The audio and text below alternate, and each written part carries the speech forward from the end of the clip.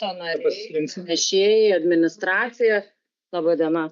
13 valanda ir mes pradedame Mažeikių rajono savivaldybės tarybos švietimo, kultūros ir sporto komiteto posėdį.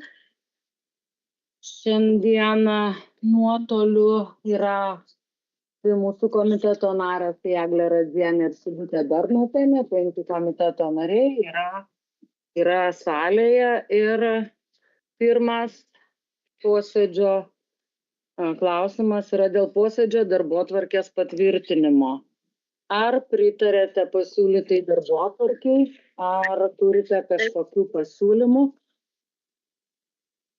Bendrų sutarimų galim pritarti. Ačiū labai.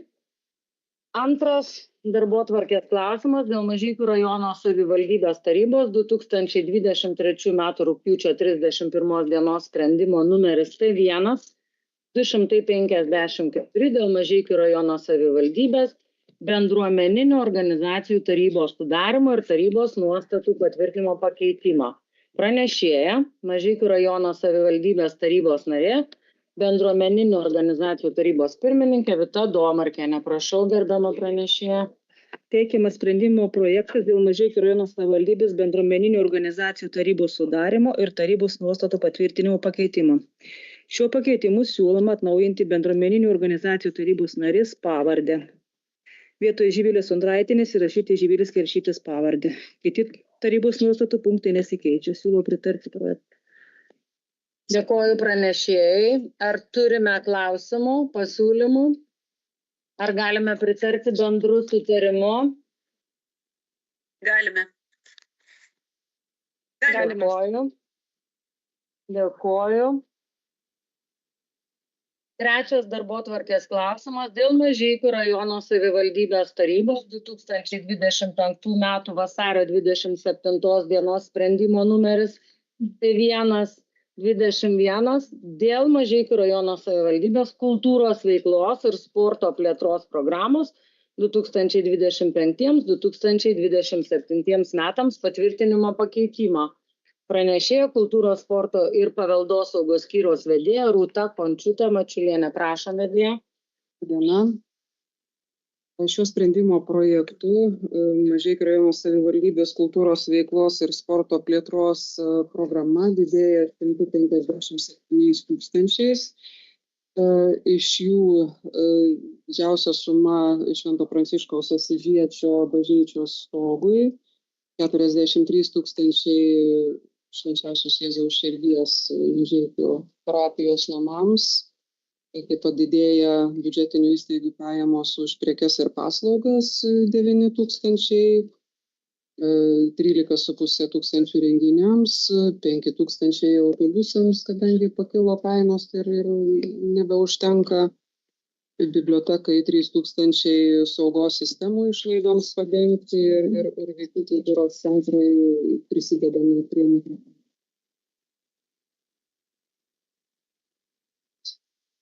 Dėkoju pranešėjai. Ar turime klausimų,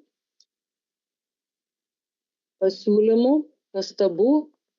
Ar galime pritarti bendrų sutarimų? Dėkoju, pritarta. Pritarim. Eina svarstymui taryba. Ketvirtas darbotvarkės klausimas dėl Mažeikių rajono savivaldybės tarybos 2023 m. birželio 8 dienos sprendimo numeris T1-206 dėl Mažeikių rajono savivaldybės kultūros ir meno tarybos sudarymo pakeitimo. Pranešėja vedėja Rūta Končiutė Mačiulienė. Prašau, vedėja. Pagal šį sprendimo projektą yra keletas pakeitimų kultūros ir meno taryboje. Keitėsi įstaigų pavadinimai, lyginamajame rašte yra pakeitimai pažymėti. Mažeikių kultūros centro pavadinimas keitėsi, buvo Mažeikių rajono savivaldybės kultūros centras, dabar yra Mažeikių kultūros centras. Pat nuo to laiko keitėsi viešosios bibliotekos pavadinimas, Magio biblioteka.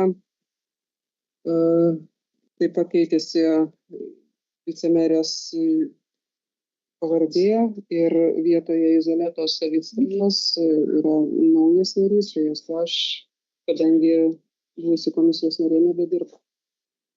Dėkoju pranešėjai. Ar galime pritarti bendru sutarimu? Galime. Galime.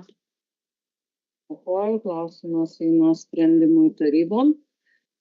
5. darbotvarkės klausimas dėl Mažeikių rajono savivaldybės tarybos 2025 m. vasario 27 dienos sprendimo numeris T120 dėl Mažeikių rajono savivaldybės ugdymo kokybės ir mokymosi aplinkos užtikrinimo programos 2025-2027 metams patvirtinimo pakeitimo. Pranešėjas švietimo skyriaus vedėjas Apolinaras Stonkus. Prašom, vedėjau.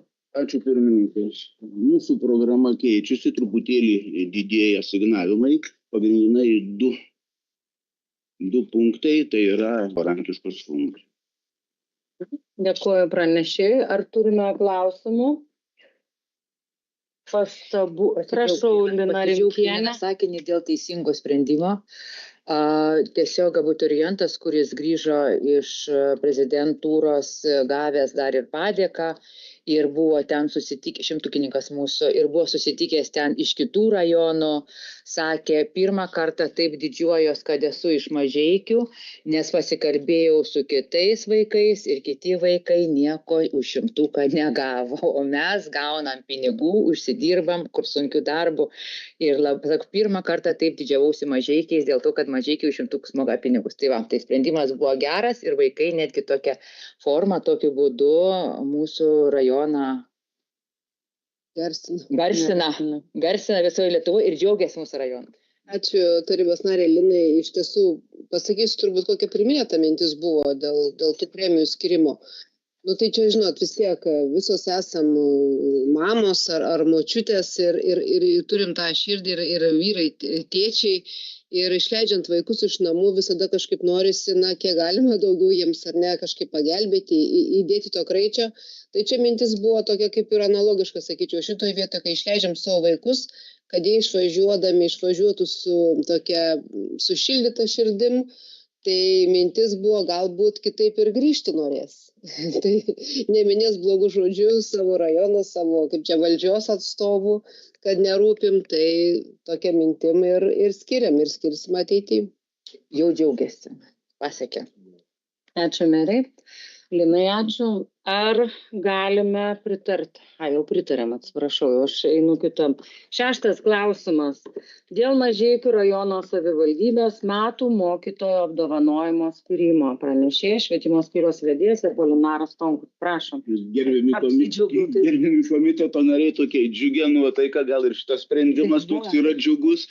Mes turim savivaldybės tarybos sprendimą dėl Mažeikių rajono savivaldybės metų mokytojų. Yra nuostatai. Visos įstaigos, organizacijos gali siūlyti iki rugsėjo 5 dienos praėjusių metų geriausius mokytojus. Mes gavom 6 pasiūlymus, renkam 3 kategorijose, tai neformalus ugdymas, ikimokyklinis ir bendrasis, ir turėjom po 2 kandidatus visur. Vyko mūsų darbo grupės posėdis ir darbo grupė siūlo ir prašo pritarti išrinktiems kandidatams, tai yra Linai Vičiulieniai, Mažeikių Merkelio Račkausko gimnazijos biologijos mokytoja metodininkiai, Zuzanai Strakšieniai, Mažeikių Lopšelio darželių bitutė ikimokyklinio ir priešmokyklinio ugdymo mokytojai ekspertai ir Jelenai Legenzovieniai, Mažeikių choreografijos mokyklos mokytojai ekspertai. Tos 3 mokytojos mokytojų dienos proga būtų apdovanotos 1000 eurų piniginė premija pagal savivaldybės tarybos patvirtintą tvarką. Ačiū pranešėjui, aš tik noriu pasidžiaugti, kad šiais metais turim visose kategorijose, nereikėjo forsuoti ir dar išties sprendimas priimtas ir grupėje darbo ir tikrai išanalizuotos visos kandidatūros, buvo įvairių pamastymų. Tai džiaugiuosi, kad šiais metais pagal viską ir laiku ir visą kitą. Ar turite kas nors klausimą? Taip, papildyti turbūt. Prašau. Jau turbūt gal reikėtų paminėti, kad dar tikrai didelis būrys pedagogų gaus padėkos raštus ir tam tikras padėkas už savo darbą, nes tikrai stengiamės ir mokytojus paskatinti ir pasidžiaugti, nes nebūtų ir tų šimtukų be mokytojų darbo indėlio. Tai kai skiriam šimtukininkams, dar truputį grįžti atgal lėšas, tai taip pat yra mokytojams, kurie užaugino šimtukininkus, irgi jiems yra skiriamos dovanos, padėkos, irgi skiriamas dėmesys.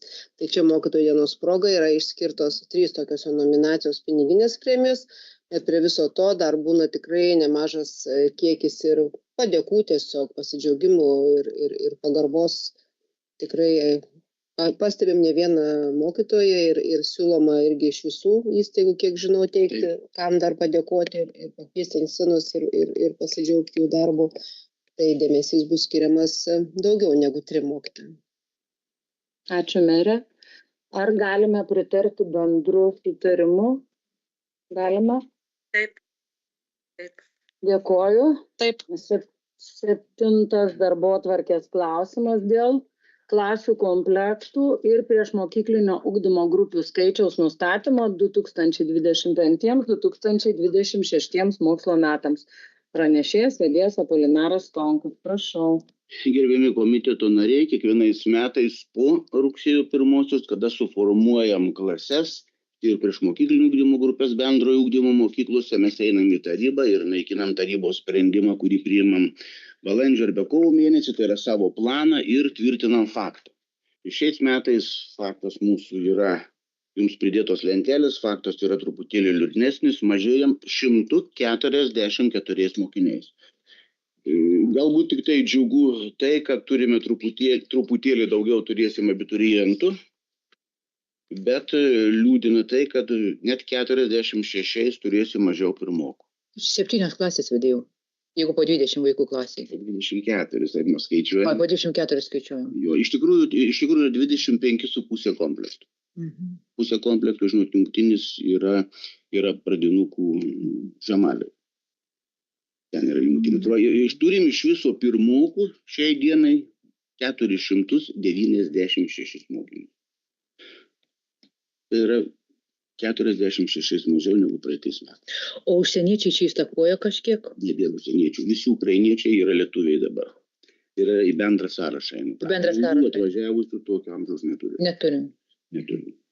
O išvykusių, ta prasme, kad jie išvyko? Taip, išvykusių mes turim iš kai kurių klasių, 6, 7, 8, pagrindinis išvykimas yra Klaipėda, Vilnius. Tie 2 miestai. Ta pati Lietuva. Ta pati Lietuva, bet išvažiuoja. Tėvai darbą randa kitokį, įsikelia ir išvažiuoja. Taip kad situacija nėra tokia ypatingai liūdna, aš lyginau su kitom savivaldybėm, praktiškai daug kur truputėlį mažėja, išskyrus tuos didžiosius miestus, tai Vilnius, Klaipėda, Panevėžys, Kaunas, kurie ten su rajonais, kur atsikeliau, mes kažkaip taip silpniau atrodom ir, žinot, baigiam suvesti iki mokyklinukus, kitai tarybai eisinus, tai ten padėtis yra dar liūdnesnė, šitų vaikų dar labiau. Bet Marijampolėje merė dar blogiau, jie jau 8, ne? Mes Labai galim pasidžiaugti. Visą laiką lygiuodas visą laiką prie Marijampolės. Su Marijampolės meru kažkaip tos emocijos nepalėtė. Lyg pamiršo. 5 metai mes taip konkuruojam, tai jie pirmiau 3-4 vaikais, tai mes prieki, taip kiekvienais metais. Iš tikrųjų, bijau garsiai džiaugti, žinai, čia tokia persvara, o paim, žinai, mėnuo 2 ir vėl būsim 8. Bet nors trumpam, aišku, galim pasidžiaugti. Taip, bet pasidžiaugiam, kad žydikai 11 klasę turi, turėjo praėjusiais metais. Taip, bet džiaugimės iš tikrųjų, nes neturėjo praėjusiais metais 11 klasės, tai yra džiugu, vis tiek gimnazija didelė ir suformavo 11 klasę ir 12 turi pilnai viską. Ir vis tiek galima tik... Jau ta klasė, kur buvo ant kabliuko, ten žydikose, kur jos susitvarkėm.